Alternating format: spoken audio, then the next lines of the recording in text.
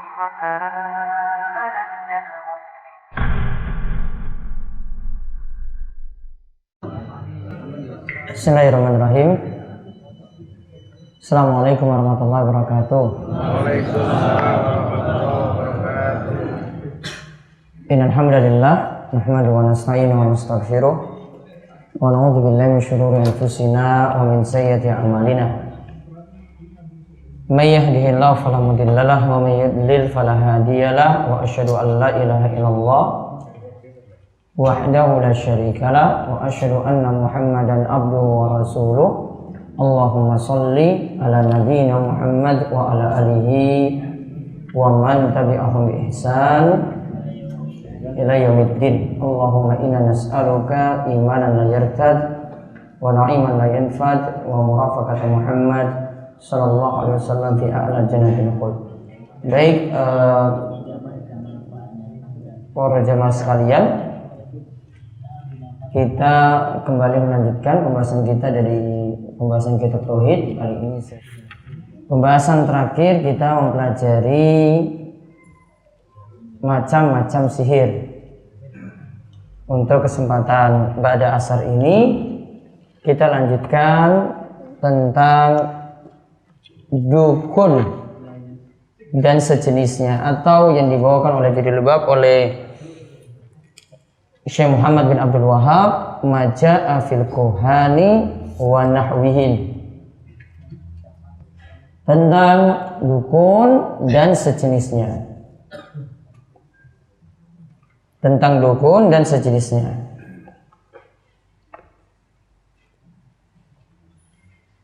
Kuhan yang kita bahas di sini bisa dicatat terlebih dahulu.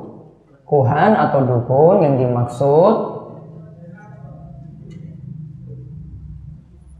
yaitu seorang yang mengabarkan tentang perkara gaib,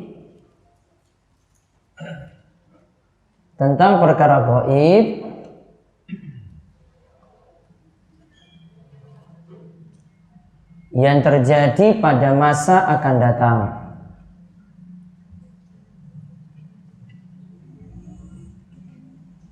Yang terjadi pada masa akan datang dengan meminta tolong pada setan. Dengan meminta tolong pada setan.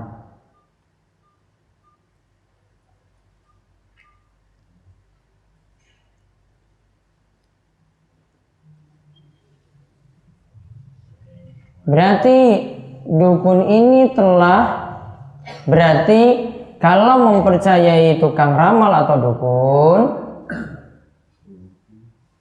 berarti kalau telah mempercayai tukang ramal atau dukun,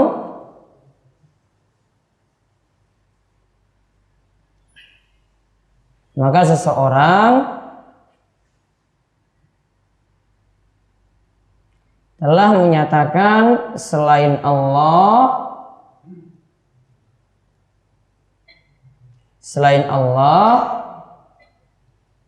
mengetahui perkara gaib.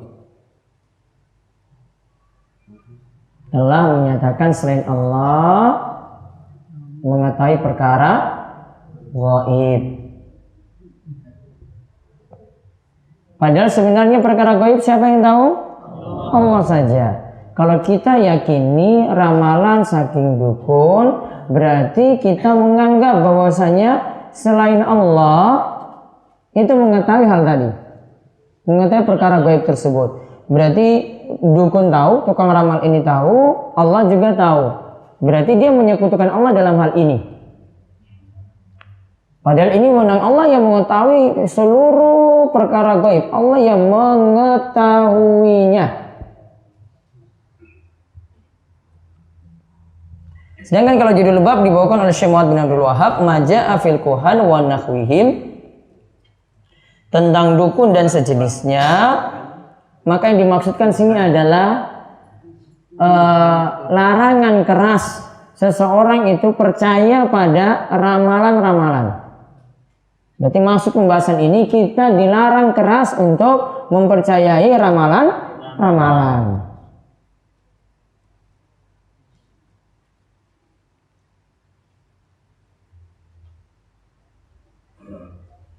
Sekarang kita lihat hadis-hadis yang membicarakan masalah ini tentang dukun dan sejenisnya di sini. Monggo dibaca. Imam Muslim meriwayatkan dari salah seorang istri Nabi Shallallahu Alaihi Wasallam, dia menuturkan bahwa Rasulullah Shallallahu Alaihi Wasallam bersabda, "Man ata arrafan fasa'alahu an say'in fasaddaqahu, lam tuqbalahu salatu arba'ina yauman." Barang siapa yang mendatangi tukang ramal dan menanyakan sesuatu kepadanya serta membenarkan ucapannya, maka sholatnya tidak akan diterima selama 40 hari. Baik, lihat, ini riwayat Muslim, kata Syekh Muhammad bin Abdul Wahab, dari sebagian istri baginda Nabi Shallallahu Alaihi Wasallam. Bisa dicatat situ sebagian istrinya di sini adalah Hafsah.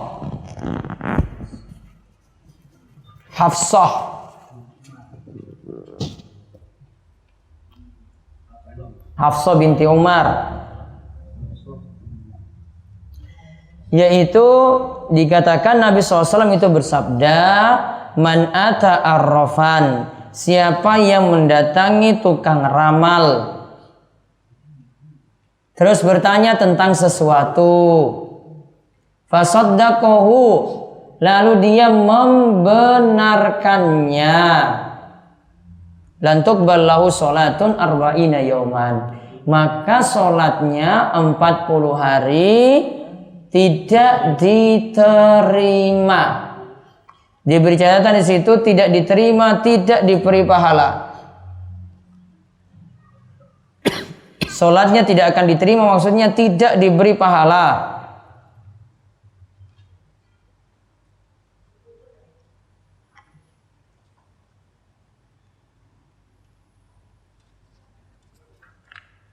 Di sini lihat akibat dari mendatangi tukang ramal ini apa? Sholat tidak diterima selama 40 hari. Namun diberi catatan tetap wajib sholat. Kalau dia tinggalkan sholat lagi malah dosanya nambah terus. Tetap wajib sholat. Namun resikonya gara-gara mempercayai tukang ramal, resikonya adalah sholatnya tidak diterima 40 hari.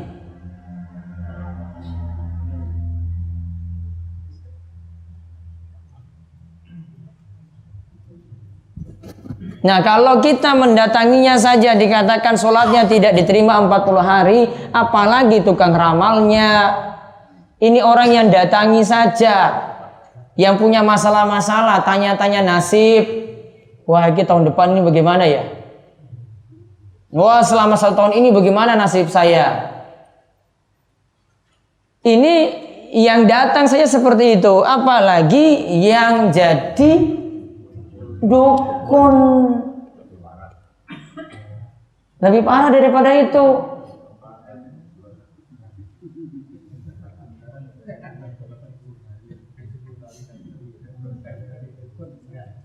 Nah, sekarang dirinci. Dari pengertian hadis ini ada penjelasan saking Syekh Shalal Fauzan. Beliau rinci. Ini rinciannya ya. Mendatangi tukang ramal dibagi 2 di sini, kata beliau. Berdasarkan hadis ini ada 2. Dipahami 2, digabungkan maksudnya dengan hadis yang lainnya. Mendatangi tukang ramal itu ada 2. 1, mempercayainya.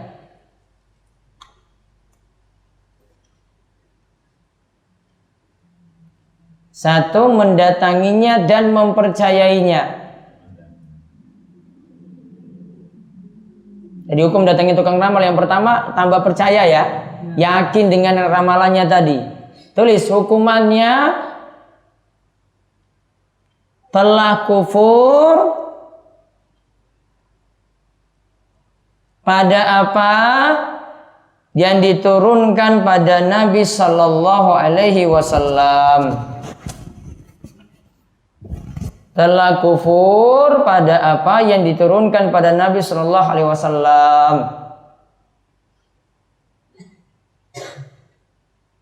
Tulis saja kufur seperti itu. Mau kafir besar apa kafir kecil di sini punya tulis kufur aja, biar orang takut. Yang kedua, mendatangi tukang ramal. Tadi yang kedua ya, mendatangi tukang ramal. Yang kedua, tidak sampai percaya.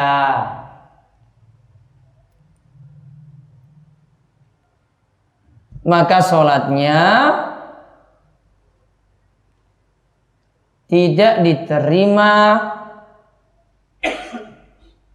Maka sholatnya tidak diterima selama 40 hari.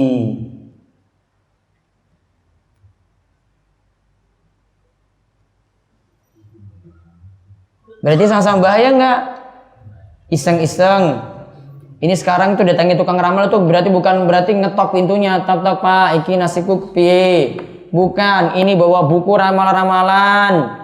Bawa masuk dalam rumah, moco. Koran, majalah, baca. Sama hukumnya, bahkan itu lebih parah. Ini bukan lagi datangi, masukkan dalam rumah sendiri. Nyetel TV, wah, ada ramalan ini bagus nih kayak ini. Nasib saya dalam 1 minggu. Didengar terus, termasuk sama. Ini bukan mendatangi lagi, namun apa? Memasukkan dalam rumah. Gampang nggak sekarang? Gampang. Itu toh, makanya jangan sembarangan nyetel TV itu. Kalau nggak manfaat dibuang aja TV-nya.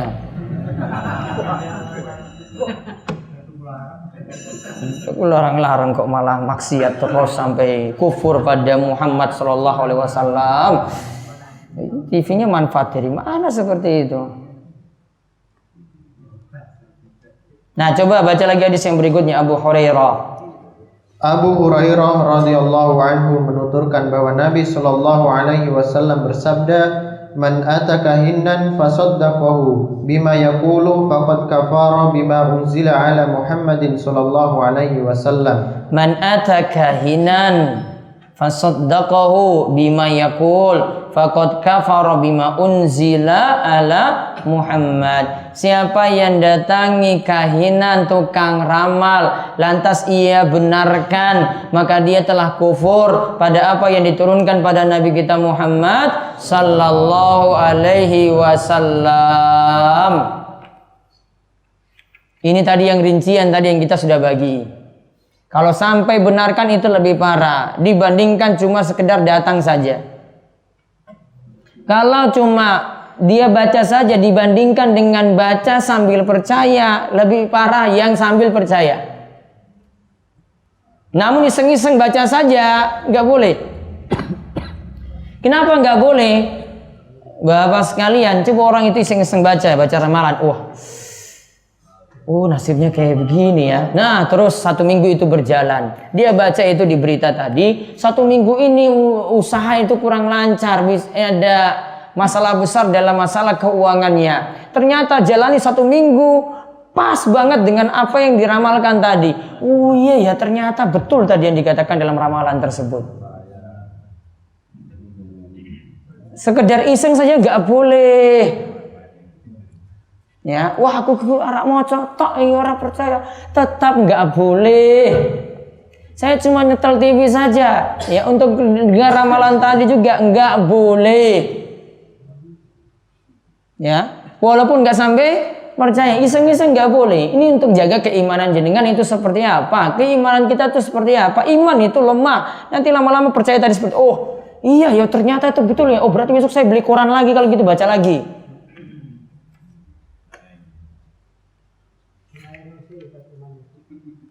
Terus baca lagi yang berikutnya. Abu Hurairah menuturkan bahwa Nabi Shallallahu Alaihi Wasallam bersabda, "Man ata arrafan aw kahinan fasaddaqahu bima yaqulu faqad kafara bima unzila ala Muhammadin sallallahu alaihi wasallam." Siapa yang mendatangi arrafan, yang mendatangi dukun dan tukang ramal, nanti pengertian itu nanti akan di akhir disebutkan. Dukun atau tukang ramal, fasaddaqahu bima yaqul, melalui ia benarkan apa yang diucapkan tadi. Faqad kafara bima unzila ala Muhammad sallallahu alaihi wasallam, maka ia telah kufur pada apa yang diturunkan pada Nabi kita Muhammad sallallahu alaihi wasallam. Terus Abi Ya'la meriwayatkan hadis yang mauquf dengan sanad yang jayyid dari Ibnu Mas'ud seperti tersebut di atas. Sekarang lihat dalam hadis marfu lagi di halaman berikutnya. Dalam hadis marfu dari Imran bin Husain, Rasulullah sallallahu alaihi wasallam bersabda, "Laisa minna man tatayyara aw tudayyira lahu aw takahana aw tukuhina lahu aw sahara aw sukhira lahu wa man atakahinan fasaddaqahu bima yaqulu faqad kafara bima unzila ala Muhammadin sallallahu alaihi wasallam." Tidaklah termasuk golongan kami orang yang melakukan atau meminta tatayyur, meramal atau meminta diramalkan, menyihir atau minta disihirkan. Barang siapa yang mendatangi dukun dan membenarkan ucapannya, maka sesungguhnya dia telah ingkar dengan wahyu yang diturunkan kepada Muhammad sallallahu alaihi wasallam. Nah, laisa minna man tatayyara aw tutuyyira lah aw takahana aw tukuhina lah aw sahara aw suhira lah wa man ataka hinan fasaddaqahu bima yaqul faqad kafara bima unzila ala Muhammad sallallahu alaihi wasallam. Tidaklah termasuk golongan kami orang yang melakukan atau meminta tatayyur. Tatayyur nanti kita bahas sendiri, yaitu beranggapan sial. Nanti babnya sendiri akan datang setelah ini. Meramal atau meminta diramalkan. Oh, ini berarti jadi tukang ramal. Dukun yang terus ada yang minta diramalkan, datang pada tukang ramal minta diramal nasib, minta kapan hari baik, minta kapan buka warungnya pas itu kapan biar usahanya lancar, minta ini kapan juga ini bangun rumah, ini pasnya itu saya peletakan batu pertama itu kapan, semuanya diramal. Saya mau pergi ke Surabaya, ini pasnya itu hari apa? Semua ditanya pada tukang ramal tadi, nasib-nasibnya semuanya. Ini biar lancar, biar ini, biar itu. Sama juga, dia ramal nasib dengan hitung hari-hari baik. Pakai ilmu apa? Mbak saya. Neptu tadi yang jenengan hitung-hitung. Ya. Nanti dikurangi berapa itu? 9 apa ya? Iya Pak. Nah itu toh terungkaplah di sini.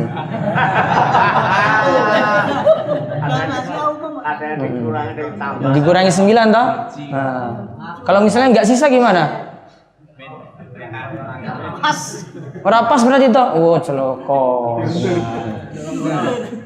Diundur. Ramal itu termasuk ramal.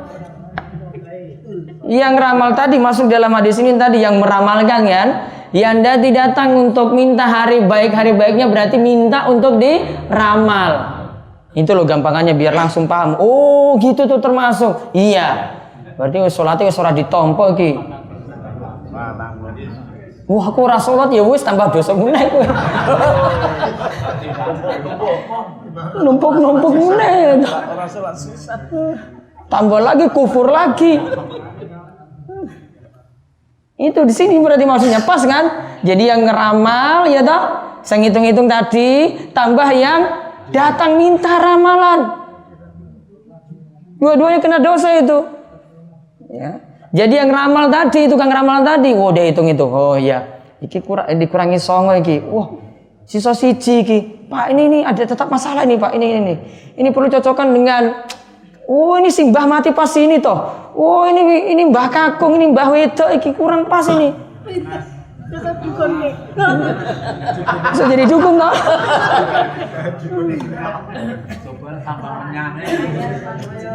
Ngerti kan di Google aja paham seperti itu, tanya mbah Google aja ini tanya seperti itu bisa. Mbah Google aja paham. Terus di sini tadi itu takahan autukuhina, terus sahara au sihrola, yang menyihir dan yang meminta untuk disihir. Berarti yang jadi tukang santet, yang minta juga pada tukang sihir ini tolong nyantet orang lain. Sama. Juga yang mendatangi tukang ramal dia benarkan itu, dikatakan sini dia telah kufur pada apa yang telah diturunkan pada Nabi Muhammad sallallahu alaihi wasallam. Artinya kufur pada Muhammad sini ditulis kufur pada Al-Quran dan sunnah Nabi. Kufur pada Al-Quran dan sunnah Nabi. Sampaikan seperti itu apa adanya saja. Ini kafir apa enggak? Pokoknya bilang kufur kamu itu pada Al-Quran. Yang percaya tadi berarti menandingi Allah. Allah yang mengetahui perkara gaib, kok bilang yang lain ada yang mengetahui perkara gaib?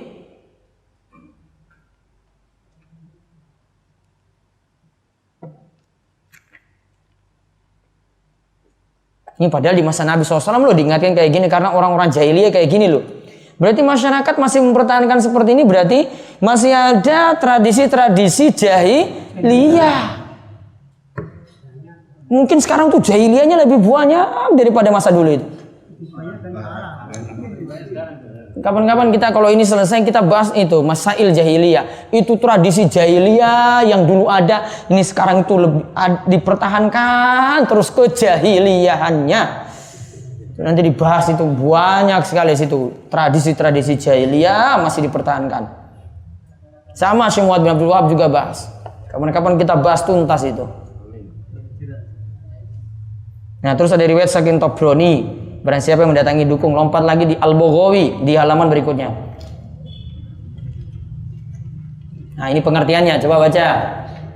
Al-Baghawi mengatakan Ar-Raf adalah orang yang mengaku bisa mengetahui banyak perkara lewat isyarat-isyarat untuk mencari barang yang dicuri atau tempat hilangnya suatu barang dan sebagainya. Kalau bapak-bapak kalau barang hilang itu lapor kemana? Minta kemana syaratnya? Bukan yang lain-lain dulu. Polisi nggak bisa cari, polisi cuma dilaporkan saja terima. Apa? Ada yang kayak gitu bisa nyari barang hilang? Temu nggak? Nggak juga, dia pusing berarti. Wes bayar larang raiso meneh. Ya, itu namanya arraf. Ada barang hilang, datangi tukang ramal tadi, tolong Pak, ini saya cari-cari dompet saya itu nggak tahu di mana. Padahal dia sendiri sebenarnya saya lali wes tua. Ya. Dia cari-cari nggak dapat. Padahal cuma mungkin di atas lemari dia taruh itu. Tanya pada tukang ramal tadi, wah itu kayaknya dalam rumah. Biasanya jawabannya itu global. Nah, nggak bisa tunjuk persis itu di mana.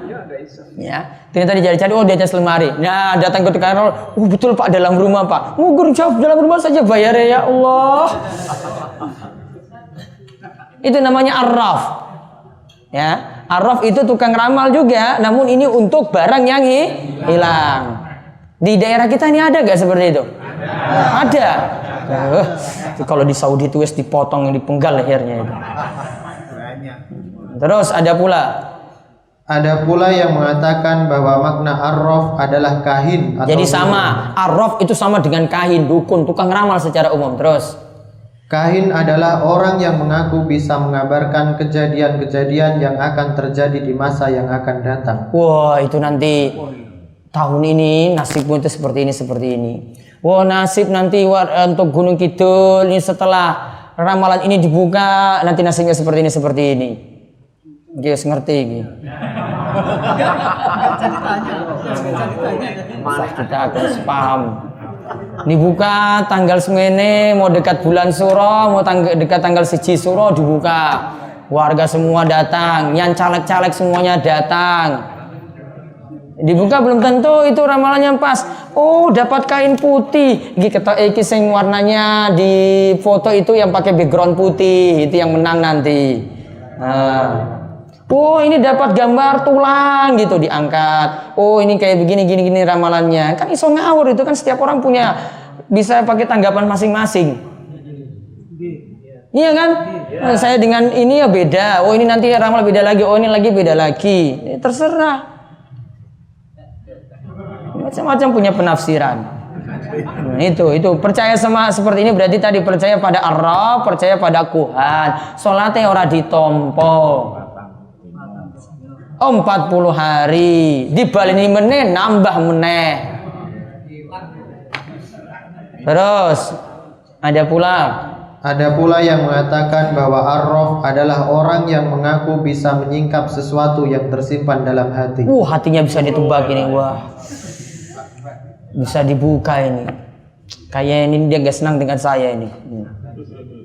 Namun yang kadang yang dua hal ini kadang disebabkan juga ini yang kita bahas karena ikut ilmu perdukunan atau sengaja mendatangi dukun, akhirnya jin itu dimasukkan dalam tubuh sehingga bisa menerawang. Ya, menerawang masa akan datang. Bahkan untuk keadaan-keadaan, di belakang itu ada jinnya itu, Pak.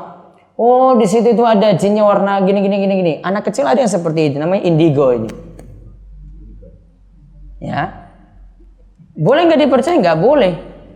Walaupun mungkin nanti ada yang benar dalam masalah ini. Namun itu sebenarnya yang mengetahuinya itu setan atau jin, bukan dia. Manusia itu tidak normal kalau seperti itu.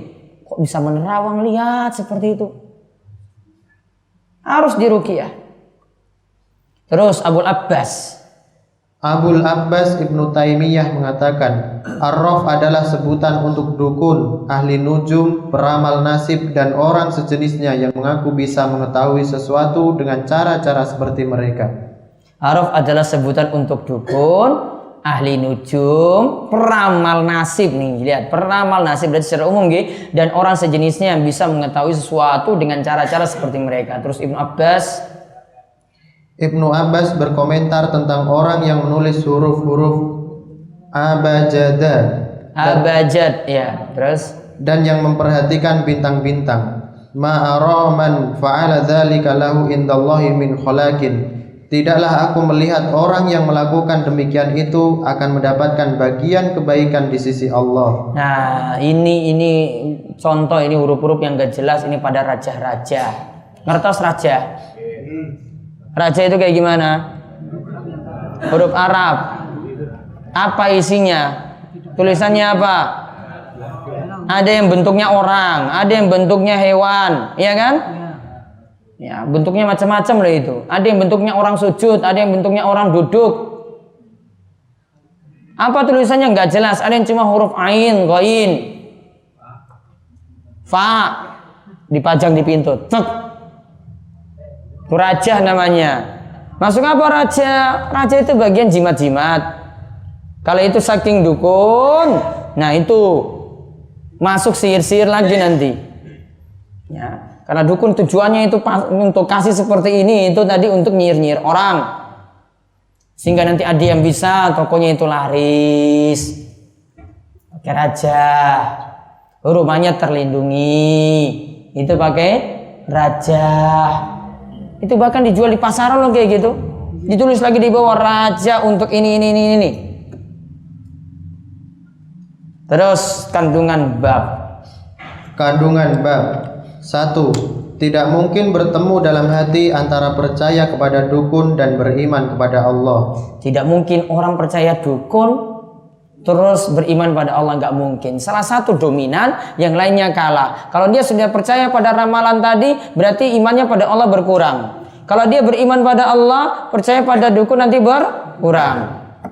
Terus 2. Dijelaskan bahwa membenarkan dukun adalah kafir. Nah, ditulis gitu aja, kafir sudah.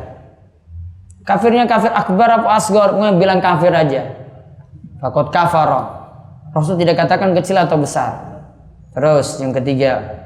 3. Uraian tentang hukum orang yang meminta diramal. Orang yang meminta diramal juga sama. Kalau percaya tadi apa? Kalau percaya kufur pada apa yang diturunkan pada Muhammad SAW. Kalau sampai tidak percaya, datang saya tidak percaya, sholatnya selama 40 hari tidak diterima. Ada lagi yang sampai tingkatan kafir jelas. Kalau kafirnya jelas itu ada. Semua perkara goib itu dipahami oleh dukun ini. Semua kejadian-kejadian itu dipahami oleh tukang ramal ini. Itu kufur akbar. Tanpa ragu lagi itu kufur akbar. Oh, kejadian di sana dirongkap itu dia tahu, kejadian ini dia tahu, kejadian ini dia tahu. Tanya saja sama Mbah Kiai itu paham. Semua kejadian itu dia pahami. Ini berarti telah kufur kalau percaya pada itu. Karena sudah menandingi Allah. Namun kadang itu cuma sekedar bertanya dengan tujuan untuk membantah dukun tersebut. Ini malah jadi boleh atau bahkan kadang dihukumi wajib. Dia periksa dulu ini dukunnya tenan apa ora ini. Oh ternyata dia itu dukun, tukang ramal dia. Dijelaskan pada orang-orang itu nggak boleh datangi, nggak boleh datangi. Kamu sholatnya nggak akan diterima 40 hari. Terus yang keempat. 4. Uraian tentang hukum orang yang meminta tatoyur. Uraian tentang hukum orang yang meminta tatoyur, yaitu meminta tadi ada yang bisa membuat sial. Nanti tatoyur ada pembahasannya sendiri. Terus yang kelima. 5. Uraian tentang hukum orang yang meminta disihirkan. Orang yang minta disihirkan.